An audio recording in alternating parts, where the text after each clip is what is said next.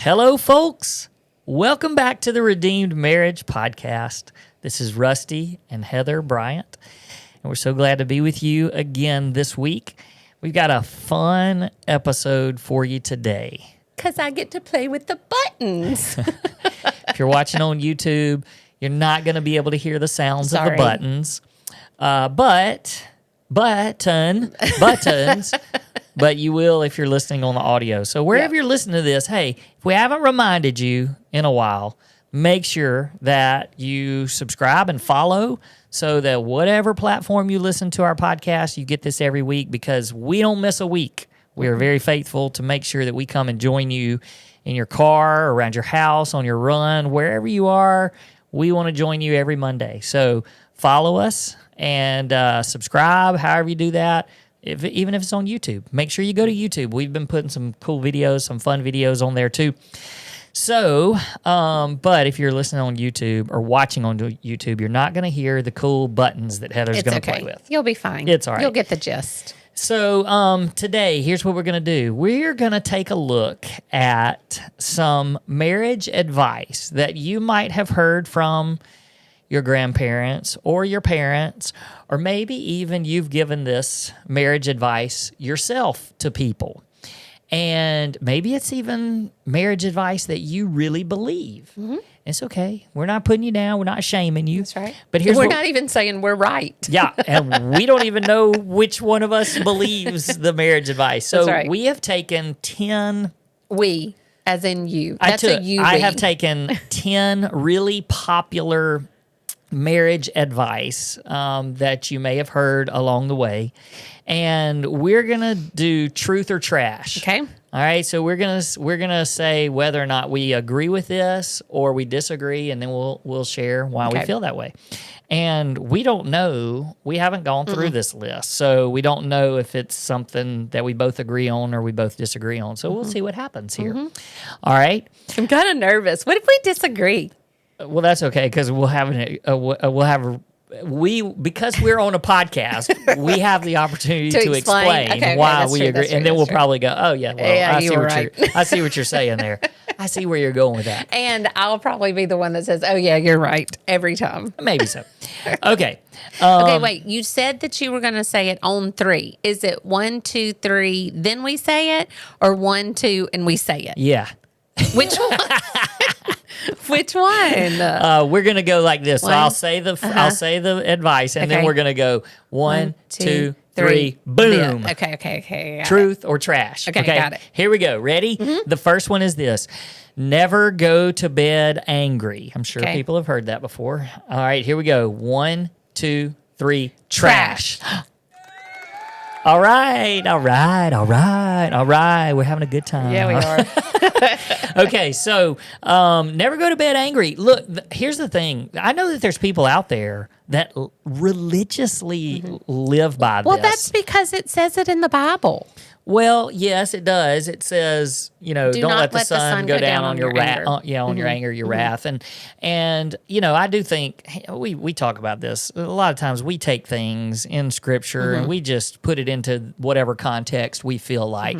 But here's the part that well, go ahead. Why do you... Well, I almost knocked my mic off. Okay, so I think it's trash because I know that we tell people a lot, and we have to practice that sometimes you just need to take a breath. And a lot of times that breath is resting your mind and going to sleep before you continue a conversation. So if something has upset you or has made you mad and you're tired or it's not a good place or time, then sometimes you just have to go to bed and pray God's peace over you and protection over your mind, and that the thoughts and words that you're going to express are God honoring and not just out of anger. I think that came along at some point where people, said that about their marriage, because there's this, what if one of us died in our sleep, and we were... And again, chances of that happening very slim. But I also think that there's this, when you have a healthy relationship, there's this maturity of, even if we're angry with each other, that doesn't mean that we don't love each other. That's right. And so, like, if you go to sleep and you're angry, you're not going to sleep thinking that person doesn't love me anymore. It's just we're not happy with each other right now. And sometimes it's not going to be resolved when you're tired and when you're frustrated. And so you just almost call it a truce and say, hey, we'll talk about it. We'll talk about it tomorrow. Let's get some rest. And even with sometimes there may even need to be I still love you. It's not that, but we just need to, and that's it. Yep. So, hey, throw stones at us if you want to. It's fine. We can take it. We've had plenty of them thrown at us before. All right, here we go. Ready? Second one is this. Marriage is 50-50. Okay. 1, 2, 3, trash. We're 2 for 2. Okay. Well, so I'll jump in here. I mean, the reason why is because we always preach that it's 100-100. And 50-50, I know what that saying is. You know, everybody's got to everybody's do their part. given their part. True, but nobody's given 50%. I mean, no, people do give 50%, but when you give 50% and you expect to get 50% from the other person and make that add up to 100, that's not good. The math might math in real math, but not in life. And so you have to always be giving 100%, or that's your goal. And you're not going to always be 100%. But I think the 50-50 thing, there's this expectation of I'm going to do my part and you do your part. And that's not what marriage is supposed to be. Marriage is supposed to be, I am all in. I'm giving my all. And then if you're both doing that, wonderful, beautiful marriage. If one's given 100% and the other one's not, it does make for some difficulties and some challenges, and that's where you have to work on things. Yep. And another thing on this one is you have to give 100% of what you have. And what you have may not always be 100% of your best self. But like when I was going through cancer, like the 100% that I could give was probably 20%. But I was giving everything that I had. So it's 100% of what you have to give. And so if you have seasons where, you have 4 toddlers or toddlers and infants, and you're like, I am whipped at the end of the day, you give the most of what you have to give. 100% of what you have. Good point. Okay. Here we go. Okay. Now, at some point, somebody's going to have to agree with some of these, I guess. Okay. Happy wife, happy life. All right, here we go. 1, 2, 3, trash. Oh, here we go. Oh, no, that's because I'm the wife that wants to be happy. Okay, well, why'd you say true on that? Well, because you're so good I want to to be me. happy. No, you're so good to me. And I think you try to make this happen. And you would jokingly say that to our boys too. It's like, if mama's happy, we're all happy. Yeah. So people say this one all the time. Yeah. So why is it trash? Well, I just think that my goal, I love to make you happy. I want that to be something that's a goal of mine. I also think that my job is not to make you happy. Correct. That's not what it said. No, but that doesn't necessarily mean that if you're happy, if all I'm doing is making you happy, does that make, because it says happy wife, happy life. Does that make that your life doesn't always happy? Translate into me being happy. I told you I would say you're right. But and also me just constantly trying to make you happy doesn't always necessarily result in you being happy. But could you look at it as, if I'm doing my part in being happy and making sure my joy comes from the Lord and not expecting that from you, that if I'm doing my part in making my relationship with the Lord correct, and my life is happy and joyful because of that, then your life is going to be better. If your happiness is not coming from a you. dependence of me making you happy, then yes. Yep. But I think what this says, what the advice is, make your wife happy and you'll be happy. Okay, fine. I disagree. And so that's just not always true. Because if that's all I'm doing is pouring into you to make you happy, then there's these expectations of me just, I agree with what you're saying. Yeah. You are right. I am wrong. But I will say, when you're happy, I am typically happy. That's so right. there's that. Okay. All right, here we go. Healthy couples don't fight. 1, 2, 3. Trash. Okay. We got that. I had to go up volume on that one because we finally got one right. I think that most people would agree with us that conflict is going to happen. So, and again, I think we've had a podcast episode about what's your definition of a fight, because some people's definition of a fight is probably very, very different. And they're like, that's not a fight. But, when there's conflict, there's going to be conflict, and healthy couples have conflict and they know how to handle it. Yep. And it's just, two sinners trying to make a marriage work. Like, there's going to be issues, and that's just part of it. Yep. Okay. Here we go. Okay. Marriage is hard work. All right. 1, 2, 3. True. Okay. Here's the thing. I'm having so much fun with the buttons. I almost said trash. But it's because one of our favorite... Wait, read it again? Marriage is hard work. Okay. I think in general, we both agree with this statement. It's not, you don't just get married and then live out your days in harmony. It's, it does take work.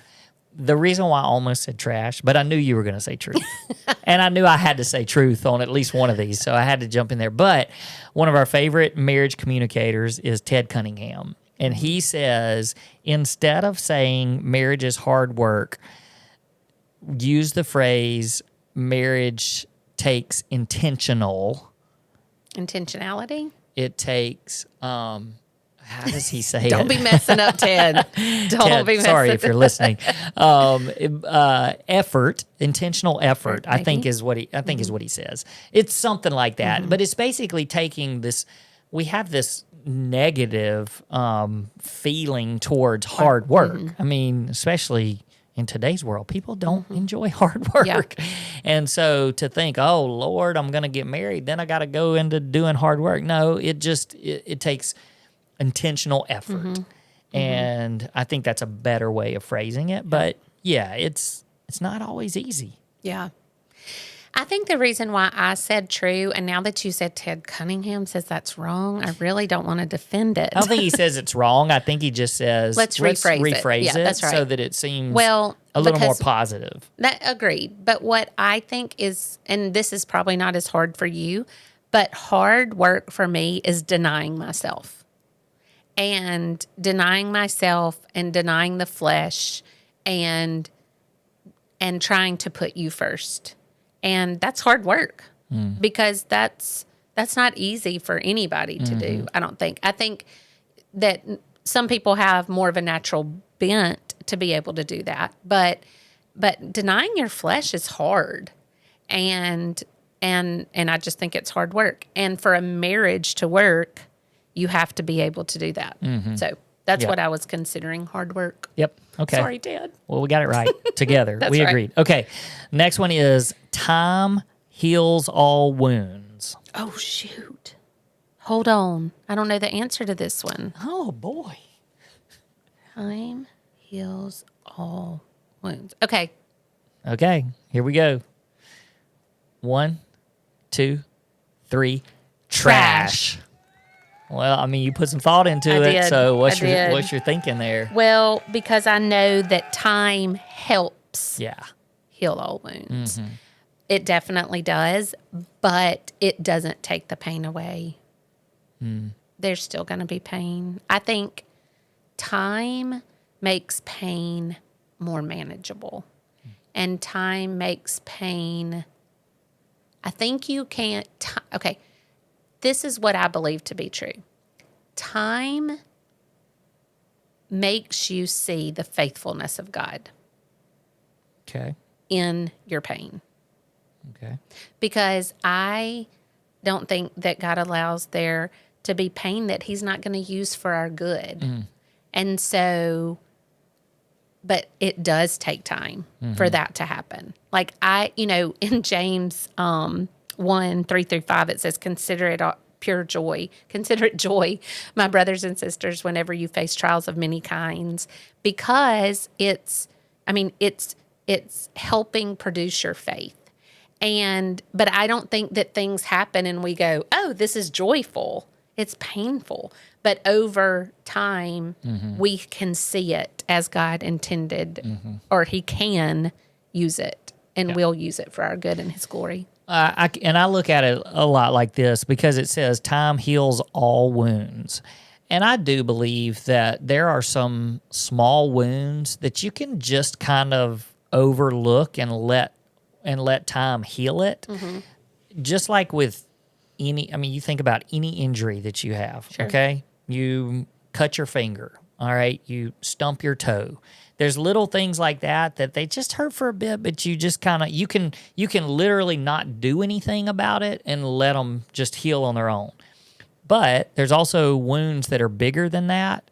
And if you just say, I'm just not going to worry about it, time's not going to heal it. It's going to get worse. Or it's going to heal broke. Right. Like if you break your arm. That's right. Or it's going to get infected. That's right. And so there's real intentional effort to heal some of the wounds as time is also doing its part. Sure. But if you just go, oh man, this was I was unfaithful and time will heal it. Right. Time will heal it. Let's just ignore it and let time do its magic. And it doesn't work that way. You're right. So, all right.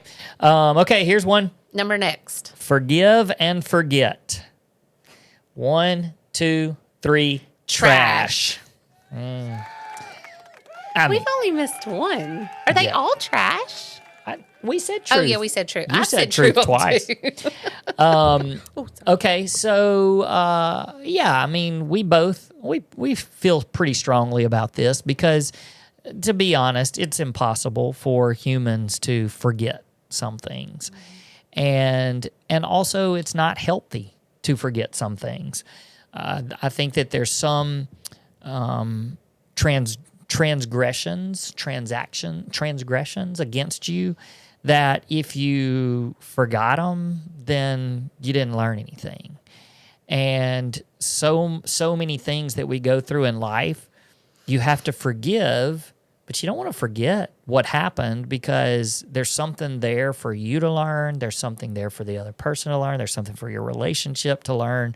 So I think it's very important that you don't forget it. Yep.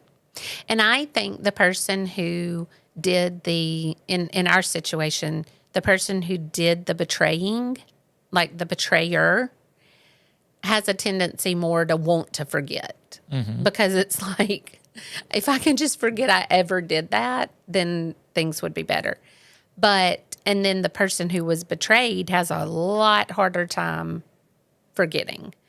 But I ask God on a regular basis to remind me because it reminds me of my need for him. Because if I just forget what I did and then I forget the new person that I am and who made me that way. Yep. So if you're the person that's like, oh gosh, I just wish I could forget, or maybe I've forgotten and my spouse hasn't, then, think, like, what is the benefit in forgetting? I mean, you can get rid of the shame and the guilt if that happens, but it also puts you right back in charge of your life, which is what got you in trouble in the first place. Yeah. But on this same note, can I take a minute to preach that Jesus says that our sins are cast as far as the east is to the west, and that we are washed white as snow in his forgiveness. And when he forgives, he forgets. And so we don't have that capability, right? As We're humans. Not God. That's right. And so, you don't use that over your spouse saying, yeah, well, I'm never going to forget. I mean, it's not a negative thing. It's just a reminder. I had a friend come up this morning asking for prayer in church that just something happened in their family, nothing with their marriage, but something happened in their family that just was a reminder of the faithfulness of God. And sometimes scary things and bad things happen, and you realize real quick you're not in control at all. Mm-hmm. But it's a moment for us to choose and say, God, you're in control. I still trust you, and I am choosing to remember your faithfulness. So I just think that even though we don't forget, that's a good thing. Yeah, it's good. Okay, here we go. Next one. Don't keep score. 1, 2, 3. Truth. All right. I said true. It's truth. Sorry. I did that last time. Okay. Okay, so we agree that you don't keep score. I also, there's, each one of these has some elements that you can pick apart and go, where I think that with this one, the part that I would pick apart would be there does have to be accountability in some areas. And so, to say that, I think that a lot of this goes back to the whole 50-50 thing too. And, if you're giving 100%, 100%, 100%, and your spouse is giving 0, at some point there has to be some accountability. Yeah. It's not that there's a score sheet and you're going, well, I did the dishes 4 times this week and you haven't done it at all, that kind of thing. But I do think there has to be some accountability of, we're in this together. This is a team. So there's some things that that you need to pick up the slack and start doing some stuff. But it's when I serve, I'm not serving so that I can measure how many times I serve. Or be served back. Right. And so that's where I think the whole don't keep score. I think the healthier thing is to try to outserve your spouse and always want to. So in that sense, if you're keeping score, you always want to be as far ahead as you can be, but not because your spouse is doing nothing. It's just you want to outdo them. And I think it's okay to say, hey, I'm really feeling the weight of a lot of this stuff by myself, but not, hey, I've bathed the children every night for 3 weeks. It's your turn. Yeah. That's very specific and keeping score-ish, but it's like, gosh, I feel like I'm doing a lot of the load here and I need help. Yeah. I think is a good way to word that. And also, I'm gonna be honest, there's some things that, like really big things, like infidelity or I've lost the word, addiction, things like that can really damage your marriage, that we're not saying ignore. Like if those are things that are repetitive and you've said, hey, I've given you several chances for redemption here and it's not happening, that's a different kind of scorekeeping. Yeah. I don't think that's really, I agree. Those things are not on a scorecard. Those things are completely. That's right. And I just felt the need to say that. No, that's good. All right. We got 2 more. Okay. Choose your battles. Okay. All right, here we go. Like which ones you're going to fight? Is that what you mean? Yeah. Choose your battle. Like which ones you want to bring to the table? I guess. Okay. Yeah. Okay. I mean, haven't you heard that advice before? Yeah. Like choose your battles. Like if somebody's giving you that advice before, you're like, oh, thanks. I don't care what in the world you're saying because I don't even know what you're talking about.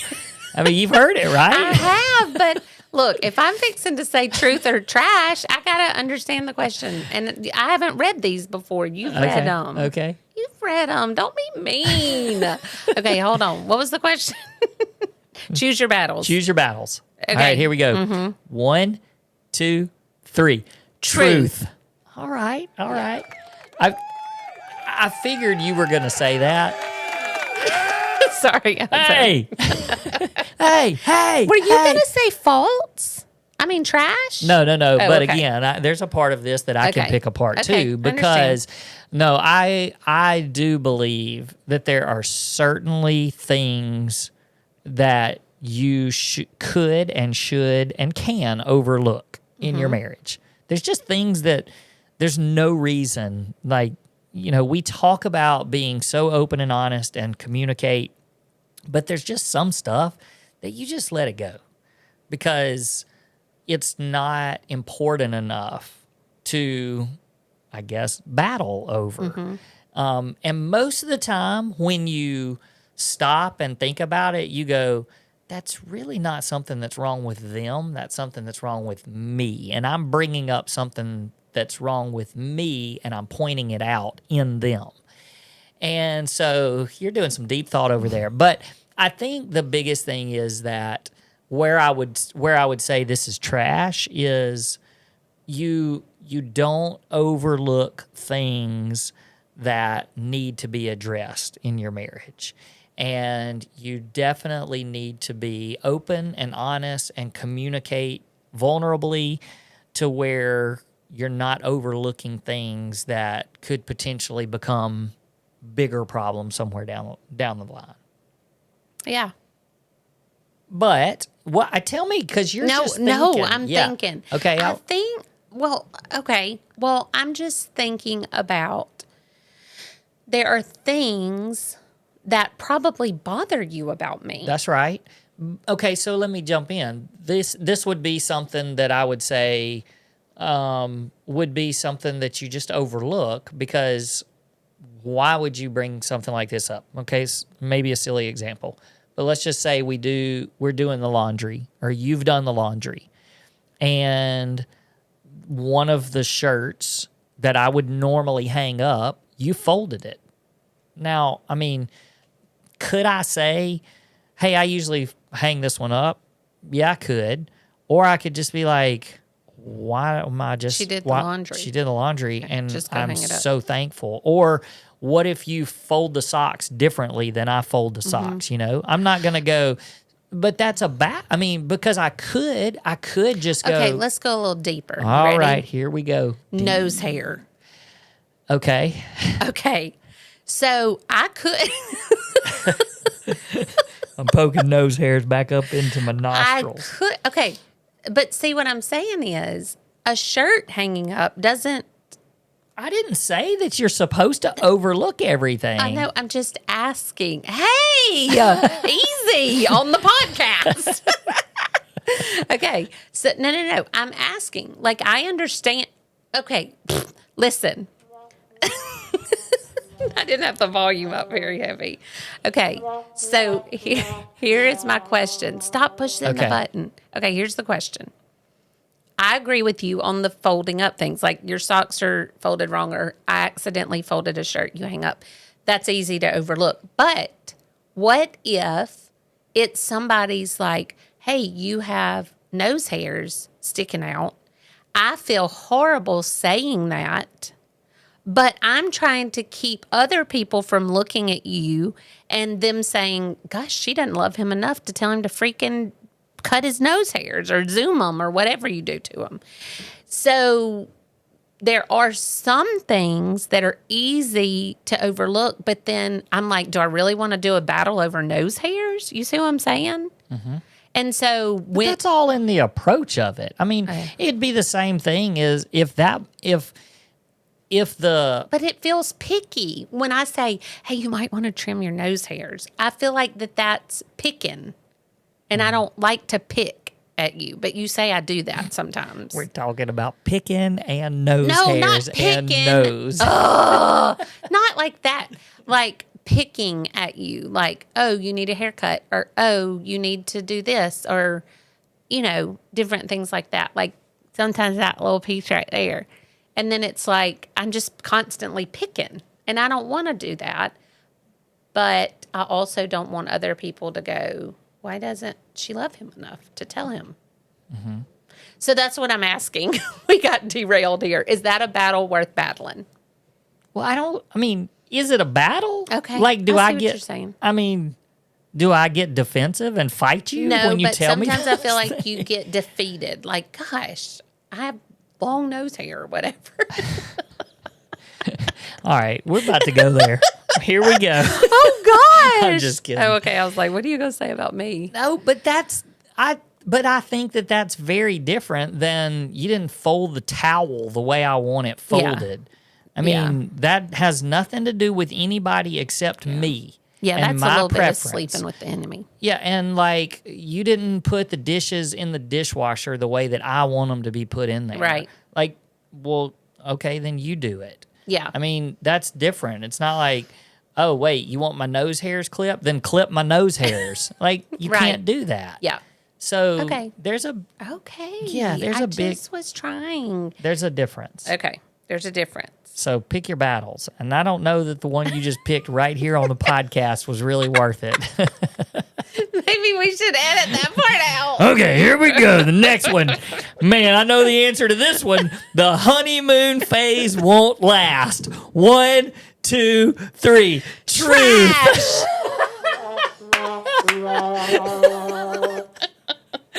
That's trash. It lasts forever. Yeah, it didn't. It just ended about 15 minutes ago, to be real honest. Oh, goodness. No, this one I can certainly pick apart because, well, here, I mean, I do want people to understand that the way that you feel when you get back, or when you're on your honeymoon and you get back from your honeymoon, that doesn't last. Like, it just doesn't. Do you want to redo this one? The question is, the honeymoon phase won't last. 1, 2, 3. True. But I also don't agree with it. I really don't agree with it. You just made me so mad. I decided to be truthful, say truth. I don't agree with it because I really believe that the more you grow in your marriage and the healthier you are, that it's actually better than the honeymoon stage. Which means the honeymoon doesn't last. It changes. It does. It changes. It changes. Okay. And So it doesn't last. No, that's a true statement. It's it true. doesn't last because it changes. And I mean, we have grown so much in our relationship since our honeymoon. You want it to change. You want it to be different. You want it to be better. I think that the connotation behind that statement is that it changes for the negative. Yeah. And I just think it gets better. I think It can. holy moly, can you walk through hard seasons? Absolutely. I mean, we've walked through the hardest of the hard, but we also, I wouldn't go back to our honeymoon phase for anything because of the depth of love that I have for you. Yeah. That's good. I don't know. The honeymoon was pretty great, was though. pretty I'd fun. go back there for a few minutes and then just jump back over here to this. So, okay. Well, I hope you guys enjoyed that. And we got to go because I have a date with some nose hair clippers. And so, all right. Hey, thanks for tuning in, guys. We love our listeners, and we'll see you next time. Peace. Peace.